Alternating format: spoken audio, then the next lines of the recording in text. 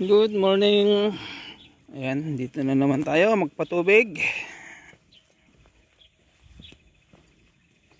Ayan ang repolyo natin, no? Kaso, ang mga ito, bubunutin natin. Ayan. So, dito muna ang patubigan natin habang tayo ay magbubunot dito. Saka ito, yung kulang ng pataba, lagyan natin.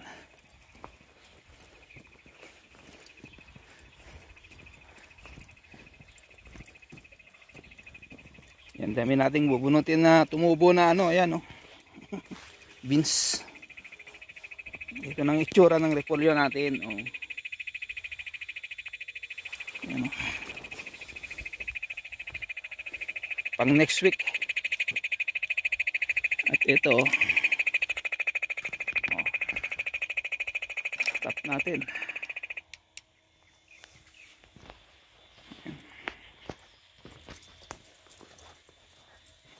Ito banda yung pwede ng ano, yung pwede na nating harvestan next week. Yung mga ganyan, no. Pang mahigit 2 kilos o kulang-kulang 3 o may mga pang 3 kilo. Ito mga dalawa yan. So i-try natin. Try muna natin yan kung ano, i-carton natin, then try natin sa ano, magkano ang presyo sa city. Kasi dyan sa dinideliveran ko dati, wala pa. Nagsabi na kami na may mga pwede na kaming ma-harvest by next week. Pero wala pang response, so kaya lang natin. Baka meron pa siyang kinukunang iba. Kasi marami naman silang pagkukunan eh.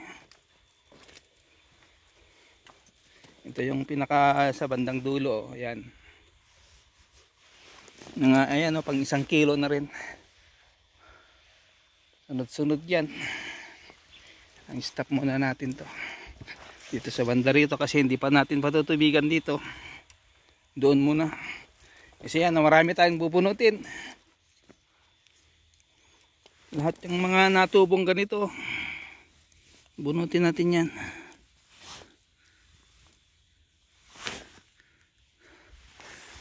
Kasi siyempre of course tinaniman natin to ng beans, kaya yan may natubo. Kasi hinayaan namin yung beans na natuyo hanggang matuyo dito para mas madaling tanggalin. Siyempre Chinese New Year kaya pinabayaan muna natin konti. Tayo, switch natin yung makina.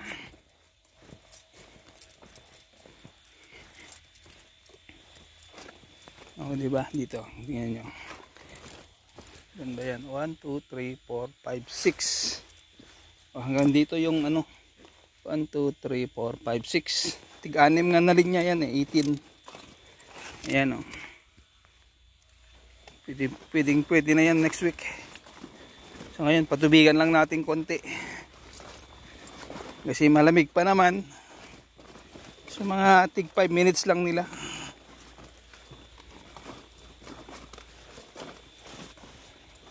Ang ganyan oh. Oh. So ganyan oh, pwede na yung ganyan pang 2 kilos. Kasi tatry lang naman natin muna. So pipiliin muna natin yung ano, halo-haloin natin. May malalaki, may maliliit. Then yung isang karton puro malalaki o yung isang karton maliliit. Tignan natin kung sino mas maganda ang presyo. Pag yung 3 kilos or yung 2 kilos or mga 1 3/4 ganun. Switch lang natin ang ano, ang water pump. Ayan na switch na natin. Ayan.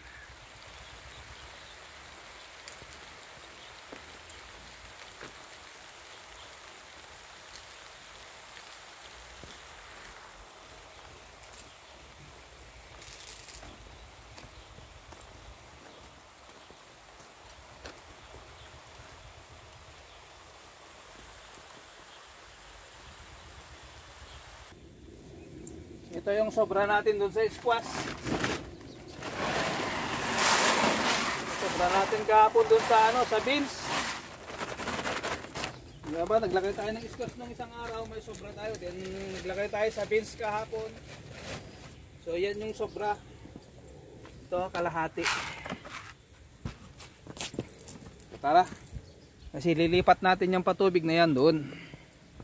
Doon sa dulo mamaya. Diyan muna natin to. Ng pataba. Yan isang linya na yan. Sabay lipat ko na mamaya yung patubig.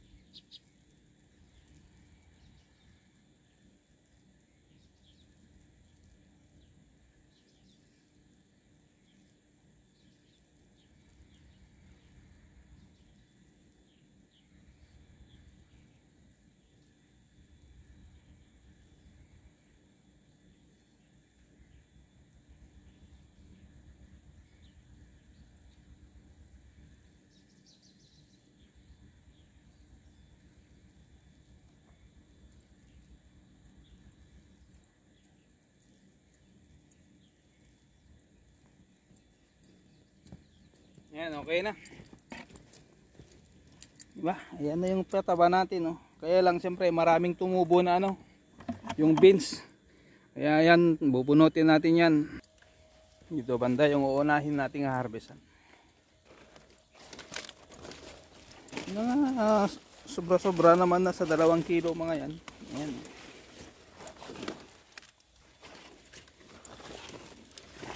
Ito yung maganda, oh. Yan yung pang class A, oh. Nga pang 3 kilo, 2.5 ganyan. Ita-try na natin. Kasi minsan mayroon yung pag masyado ng malaki, abot ng 5 kilo, medyo lalo na pag maganda ang presyo, medyo hirap sila ibenta. Kaya mas gusto nila yung 2 o 3 kilo pag maganda ang presyo. Kasi testing muna natin kung sana lumampas na sa from 10 to 20 per kilo. Di salamat. Mayroon tayong pupuhunan na yan, pang support natin doon sa pangalawang tinanim natin yung kalahati. Kasi kita nyo, oh, ang bilis matuyo ang lupa kahit malamig, kahit pinapatubigan namin kasi yung lamig niya nakaka-dry talaga, pati skin namin dried.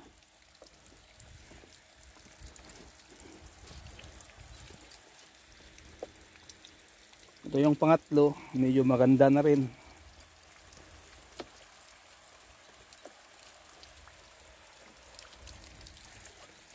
So ito 6 na linya to.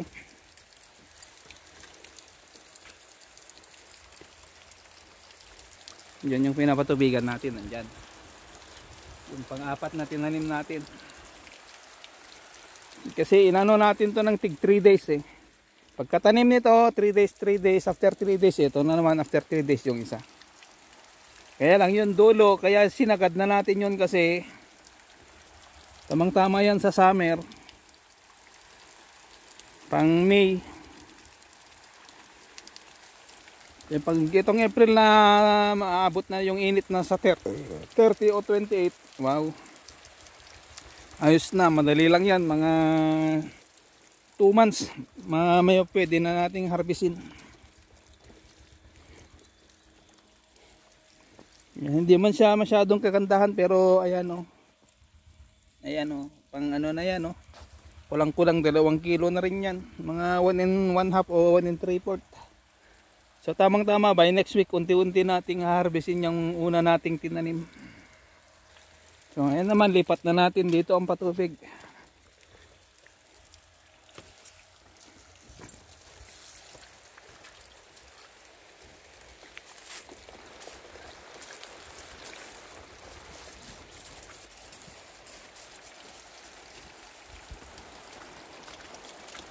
Stop naman na natin dito dahil okay na yan, basa na yan.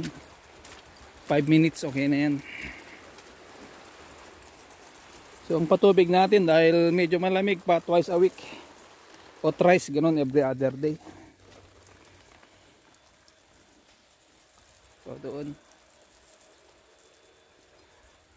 So dito naman start natin mag ano rito. Ayan o, dami o. Dami nating bumunutin, di na makilala kung saan, alin dyan yung ano, nasaan ba si Repolyo. Tulog si Repolyo.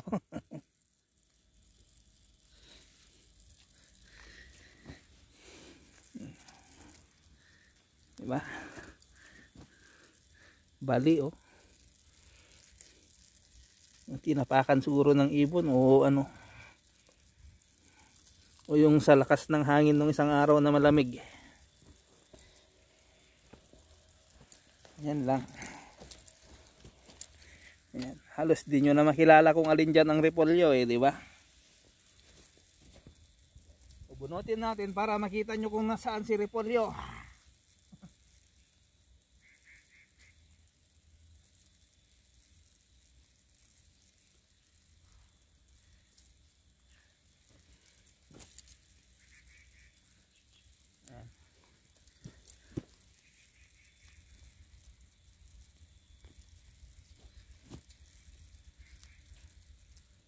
Salamat naman at umaraw na.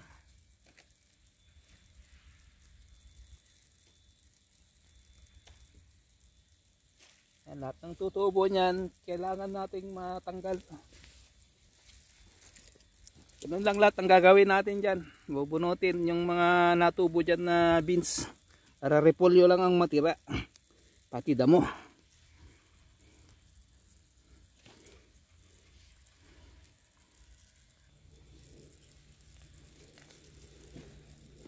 Ito na tayo sa banda rito. Lahati na. Diba? Yan, kita na yung repolyo. Kita na si repolyo.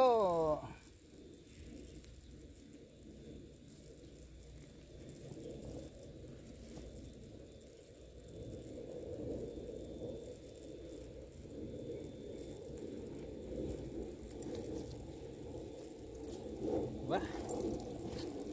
So, let's go. Lipat naman natin ang patubig. Yan o, kita na yung repolyo. Kanina medyo hindi halata kung nasaan na si repolyo eh. Lipat naman natin ang patubig dito.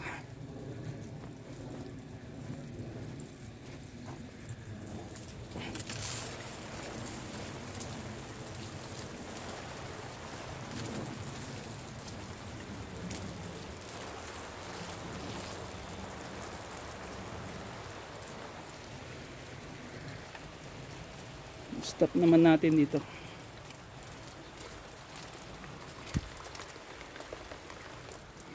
Yan.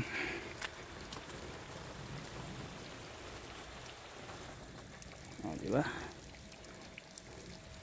At dito na rin tayo dadaan.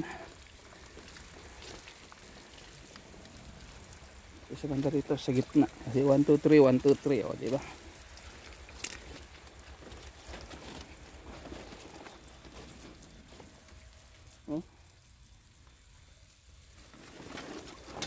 So tama-tama to.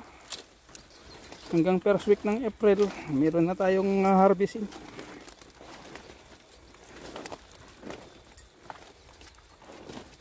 Try natin yung maliliit, try natin yung malalaki, try natin yung mix. O, di ba? Kasi bawat karton yan, iba-iba ang presyo niyan eh. Kasi check up naman nila kung ano laman. Na kung pare-parehas, halo na lang lalagay natin eh. Malaki may maliit at least. Basta pwede na siya.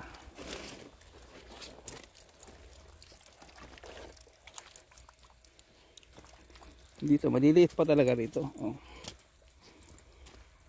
Kaya lang, ayan, maraming butas. Kasi medyo nabitin tayo sa gamot. Medyo late tayo naka-spray. Dahil na-busy tayo din, nagkasakit kami sabay. Yun. Ito. Ito naman ang anuhan natin. Ang bubunutan natin ng ano. Ayan o, mga beans.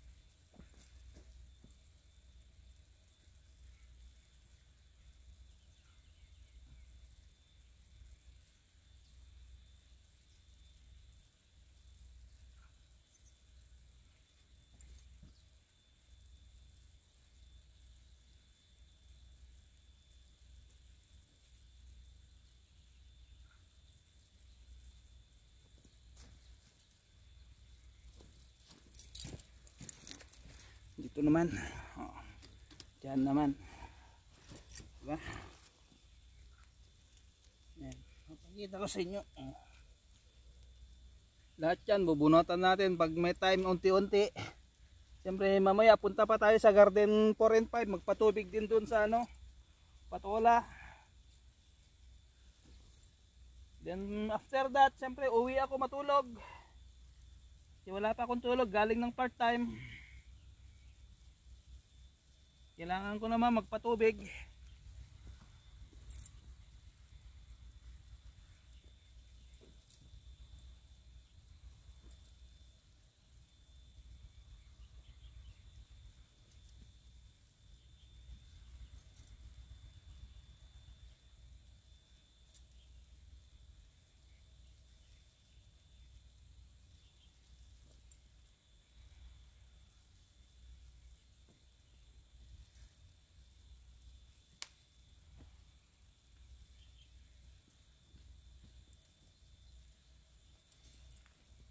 O, ayan. Kita na ang repolyo. Kita na yung, ayan yung nabunot o nandyan sa dinadaanan. Ganyan lang lahat gagawin natin. So tuloy natin sa banda rito. Yan. Ito naman, lipat naman natin dito. Oh.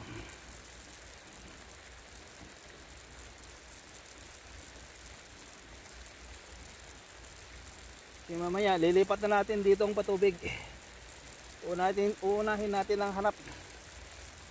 So lagay pala natin ang camera doon.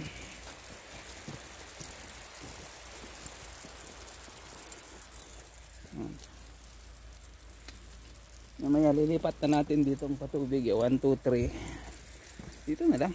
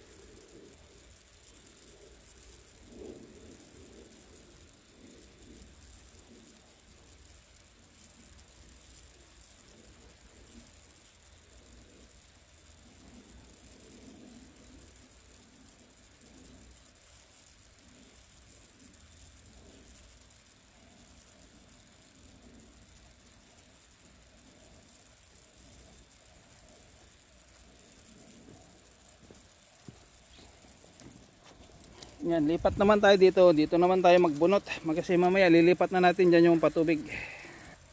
So, lipat na natin dito.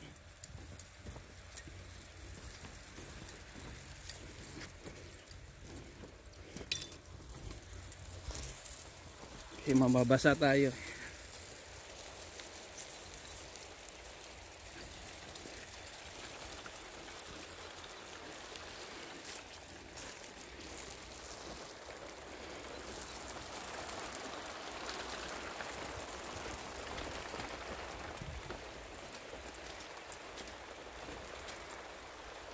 Yan. Hirap talaga mag-vlog. Kailangan mong mabasa.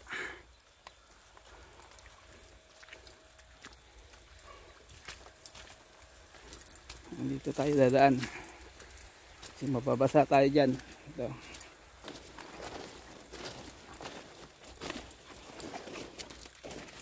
So, yung pang-apat na tinanim natin.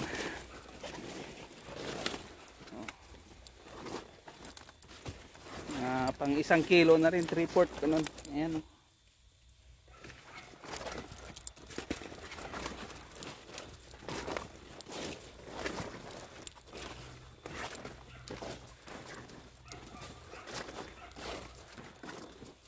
Tama ito, mga 2 weeks pa to. Tamang-tama mga hanggang ano siguro mid-April yung ma-harvest natin lahat yan. Dito naman tayo magbunot. Ito sa pangalawa saka pangatlong linya. Diyan habang nagpatubig tayo doon.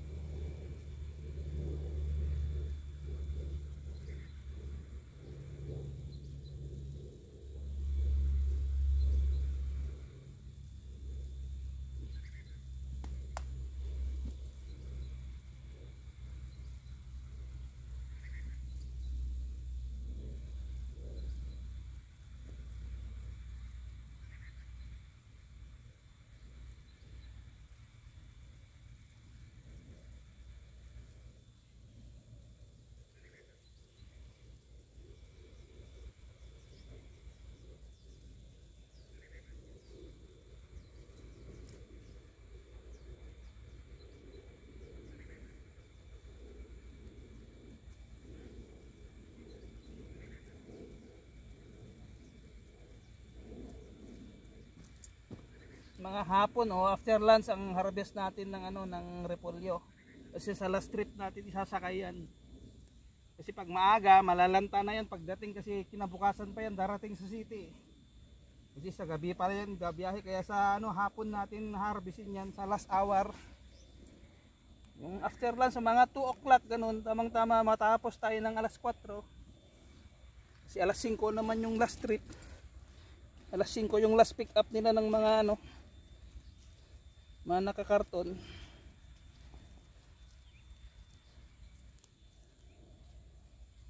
Hindi na natin kailangan i-deliver. Hintayin muna natin kung magkano ang presyo niya kasi hindi pa siya nag-ano sa amin. Hindi pa nag-response sa ano message ni Mrs. na meron na kaming repolyo na pwedeng anihin next week.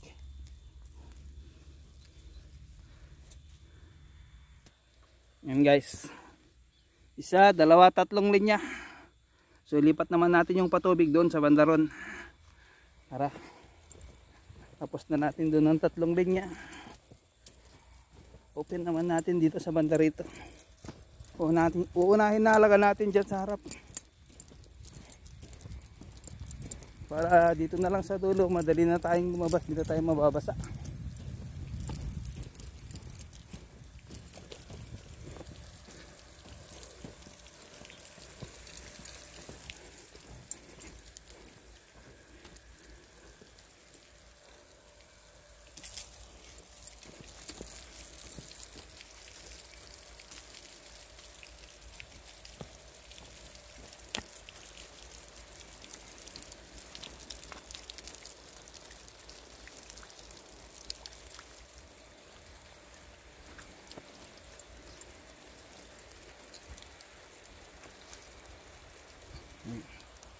dito sa banda rito, mababasa tayo dyan, kaya dyan muna ang camera. Yan. Diba? O, nandyan na. Mamaya dito naman sa banda rito. So ngayon dito naman ang babawasan natin ng ano yan, mga tumubo dyan, bubunutin natin.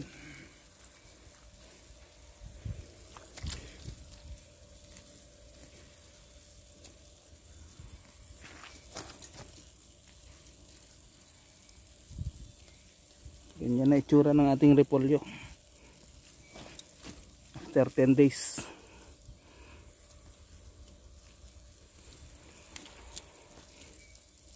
Ilang araw din tayong walang video, kaya mag video muna tayo.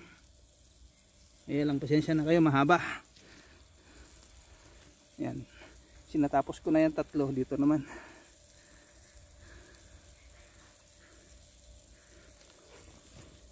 Kasi meron pa rin dyan tutubo.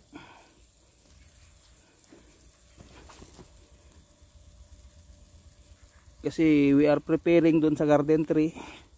Kung naalala nyo dun sa may ano, yung sigarilyas, yun yung cleaning namin. Di ko lang na-live na kasi super busy, saka ano, mamadali kami para malinis na yun. Kasi yun ang next na taniman muna natin ng beans. After nun, prepare natin yung ano, yung garden 1. Yung kalahati, yung tinaniman dati ng kamatis. Mamaya lipat natin dyan ng patubig. Ayan. Dan ang pang-4 na linya, lipat na natin dito ang patubig. Dito na ang patubig natin. Yan.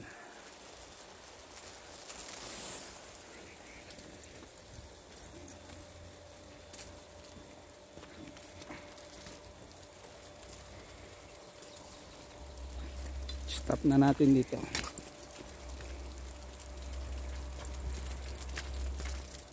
Babasa tayo. Okay lang na mabasa tayo. Wag lang yung cellphone natin na mabasa. Yan. May lipat natin dito. So tuloy natin doon sa first lane doon, yung kalahati dyan sa harap. Yan naman ang bubunutan natin. Kasi mas marami.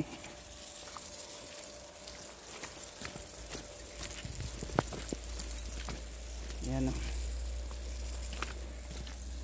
Dito mas marami.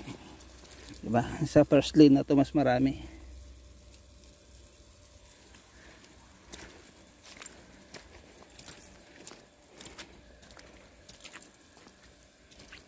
Yan o, mas marami.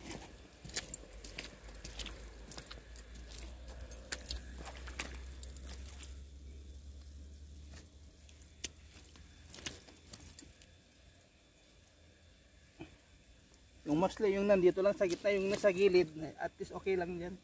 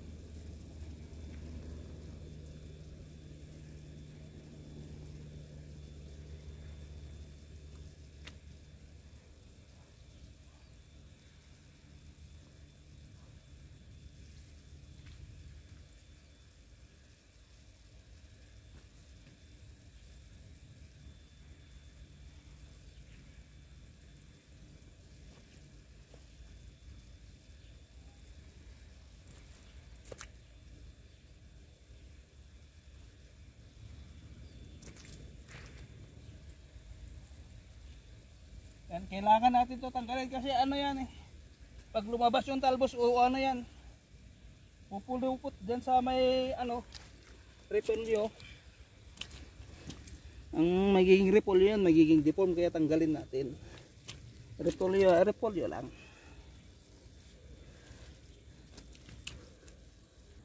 Yan guys, done ng 1 and 2 dito sa harap.